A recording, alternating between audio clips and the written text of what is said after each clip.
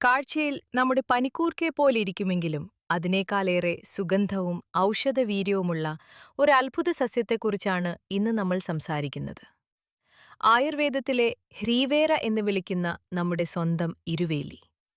ആയുർവേദത്തിലെ ഒരു അത്ഭുത മരുന്ന് എന്നതിലുപരി നമ്മുടെ ക്ഷേത്രമുറ്റങ്ങളിലും പൂജാമുറികളിലും ദിവ്യമായ സുഗന്ധം പരത്തുന്ന ഒരു പുണ്യസസ്യമാണ് ഇരുവേലി.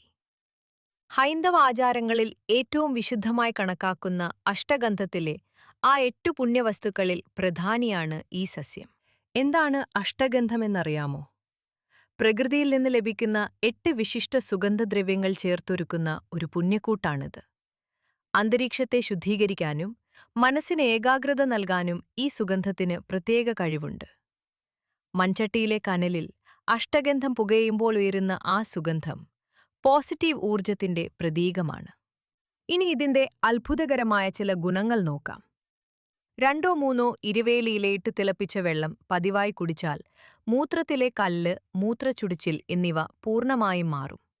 ഇരുവേലിയും ചുക്കും ചേർത്ത് തിളപ്പിച്ച വെള്ളം കുടിക്കുന്നത് കടുത്ത പനിയും നെഞ്ചിലെ കഫക്കെട്ടും മാറ്റാൻ സഹായിക്കും. മാത്രമല്ല, ശരീരത്തിലുണ്ടാകുന്ന നീര് മാറാൻ ഇരുവേലിയുടെ ഇല അല്പം ഉപ്പ് ചേർത്ത് അരച്ചു പുരട്ടിയാൽ മാത്രം മതി. സ്ത്രീകൾക്കേറെ പ്രിയപ്പെട്ട ഒന്നാണ് ഇരുവേലി.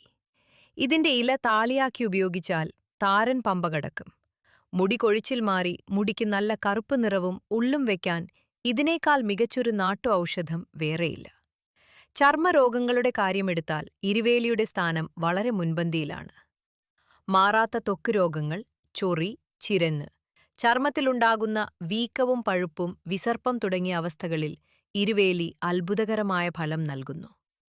കൂടാതെ വെള്ളപ്പാണ്ട് പോലുള്ള അവസ്ഥകളിൽ രക്തശുദ്ധീകരണത്തിനായും ഇത് ഉപയോഗിക്കാറുണ്ട്. വിഷജന്തുക്കൾ കടിച്ചാലുള്ള വേദന മുതൽ വിട്ടുമാറാത്ത പല ആരോഗ്യ പ്രശ്നങ്ങൾക്കും പരിഹാരമാണ് നമ്മുടെ ഇരുവേലി. പഴുതാരയോ കടന്നലോ കടിച്ചാലുണ്ടാകുന്ന വിഷവും വേദനയും നീരും മാറ്റാൻ ഈ ചെടിക്ക് പ്രത്യേക കരുത്തുണ്ട്.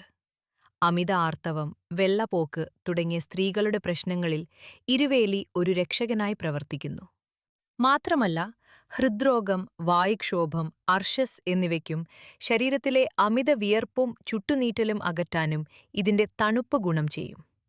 നമ്മുടെ പൂർവികർ വിവിധ രോഗങ്ങൾക്കും ആരോഗ്യ പ്രശ്നങ്ങൾക്കും ഇതിനെ ഏതൊക്കെ രീതിയിൽ ഔഷധമായി ഉപയോഗിച്ചിരുന്നു എന്നതിനെക്കുറിച്ച് വളരെ വിശദമായ ഒരു ലേഖനം ഞാൻ തയ്യാറാക്കിയിട്ടുണ്ട്. ഇതിന്റെ ഓരോ ഔഷധപ്രയോഗങ്ങളും വീട്ടിൽ തന്നെ എളുപ്പത്തിൽ തയ്യാറാക്കാവുന്ന രീതികളും അതിൽ നിങ്ങൾക്ക് വായിക്കാം. ആ ബ്ലോഗിന്റെ ലിങ്ക് താഴെ ആദ്യ കമന്റിൽ നൽകിയിട്ടുണ്ട്.